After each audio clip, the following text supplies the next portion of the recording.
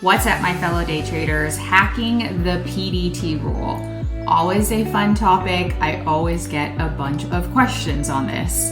In this video, I will show you a live entry into a call credit spread that I traded this morning and how I hacked out of the spread. A viewer left me this comment, and that's kind of what prompted this video. A great video. Unfortunately, this strategy is not doable for small accounts, given you'd be susceptible to the PDT rule.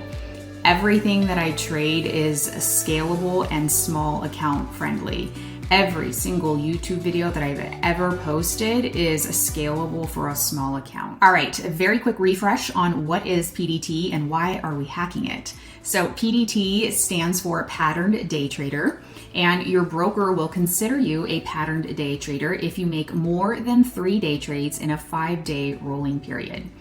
So what if you're a pattern day trader? Why does it matter? Well, there is a FINRA rule that says you must maintain a balance of $25,000 in a margin approved account if you're a patterned day trader. So if you make more than the 3 round trips in the 5-day period and you don't have $25,000 in your margin account, your broker will send you what's called a margin call. And they will require you to bring the balance up from whatever it is to meet the $25,000 threshold and maintain that in a margin account. So that's what PDT is, and well, why are we hacking it? So I am a huge proponent of not over trading, and if you have a balance that's lower than $25,000, then perhaps you should not be trading more than 3 times a week. There's absolutely nothing wrong with only trading 3 day trades in a week. That doesn't mean you can't do other longer dated trades. Overnights, 3 DTE, 7 DTE, longer term trades. It's not abnormal for me now in my regular day trading routine to have a week where I only traded 3 day trades. I am an obnoxiously patient day trader, so trading 3 times a week is just fine by me.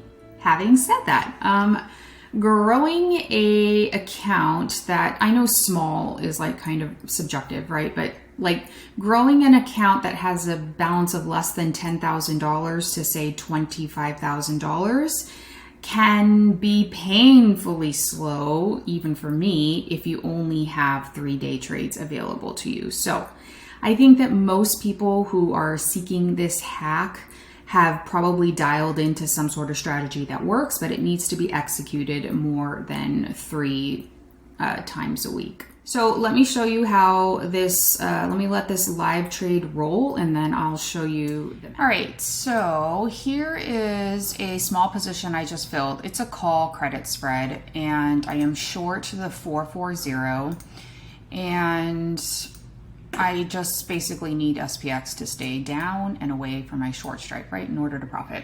So I just filled the spread at 85 cents, and normally my take profit on that type of, or that fill price is 30 cents. So of course, normally I would just either,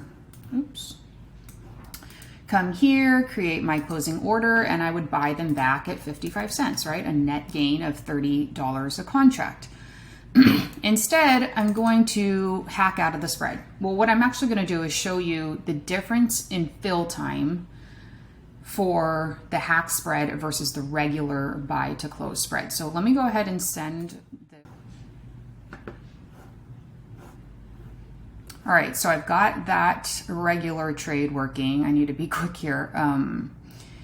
And let me set up the hack spread if I didn't have any day trades to close this spread. So if I want to take profit at $30 a contract, I would need to set my hack trade to 445, and I'll put the math, of course, here later.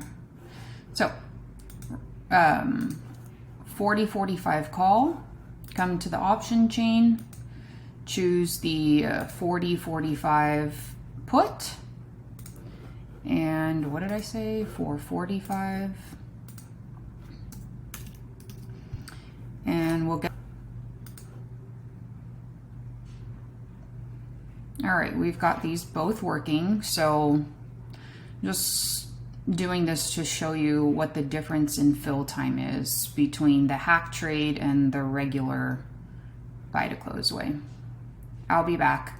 If for some reason this turns around, I can show you how to hack out of it for a loss as well. All right, I stepped away from my computer and I was not recording when the orders filled, but I wanted to show you the difference in lag time, if there was any, between the orders filling. So what happened was my buy to close order filled partially, one, and then my hack order filled within 2 seconds of the regular order. So today there was no lag time, but in my experience, working with other members in the Discord, oftentimes there is like a little bit of a lag time, and I'm talking about 3, 4, 5 minutes sometimes. And that doesn't seem like a lot of time, but when you see other people taking profit and you're still waiting to take profit, 5 minutes can seem like a really long time. So today there was no lag time. That's how those orders filled. And by the way, your P&L will look a little crazy until the end of the day. So if you're watching it, of course, the numbers are still moving because one of your positions is still open and will be until expiry. All right, it's been a couple hours in case I look different or something, but I didn't get to finish my thoughts earlier. And I want to make sure that this is clear. So the put credit spread that I opened for 445, the hack spread, is an opening trade. And for that reason, the broker will not consider this transaction, this trade, a round trip day trade. So it does not matter where the market closes. I have already locked in my 30 cents profit. One of these spreads is going to expire worthless and one is going to expire in the money. I have collected 85 cents on this side. I have collected $4.45 on this side, and that is a total of $5.30. And it's not possible for one of these trades to lose more than $5. So let me help you with PDT Hack math. Let's do 3 steps. Step 1, based on the filled price of your opening trade, decide what your buy to close order would be. If you were setting up a regular buy to close order, this is just the easiest way that I think through it if I'm setting up the hack spread. So I use different numbers here. If I sold to open for $1.25 and I wanted to net gain $50, I would buy to close it for 75 cents, right? So take that number and then take $5, which is the width of your strikes, and minus 75 cents from it. So your hack trade would be $4.25. And so you're going to go to the option chain and you're going to sell to open the same strikes on the opposite side of the options chain for $4.25. If you want that little calculator that I referenced really quickly in the video, I will link it below in the comment section. All right, I thought I'd just come back here and catch these last couple seconds. And this is how my position looks on a closed, expired options chain. The call credit spread that I sold to open for 85 cents expired worthless. We closed at 4433, which was below my short strike. And so I keep the entirety of the 85 cents collected. Now, this spread ended fully in the money, so I will have a max loss for that spread, which was $5 minus $4.45. And so I will owe $5. I will owe $55 per contract on this trade, but I kept 85 cents on this side, so that's a net gain of 30 cents. Hope that makes sense. Don't want to overcomplicate this.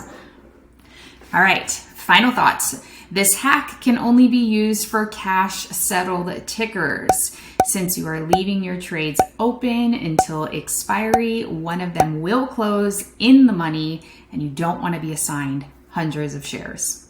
If your trade goes against you and you need to stop out of your trade, you can still use this hack. In the previous example, if I sold to open my spread for $1.25 and my buy to close for my stop would have been $2.25, well then the math is $5 minus $2.25 and I would open up my hack spread for $2.75. And finally, you can use this on wider width spreads, of course. I just always trade 5 wide spreads, but if you're trading 10 wides or 15 wides, you would just use 1,000 instead of 500 or 1,500 instead of 500. So thank you so much for watching. I will leave links to where you can find me or how you can work with me in the comments section. Otherwise, I welcome your feedback and I will use them for future YouTube topic ideas. Thanks. Bye.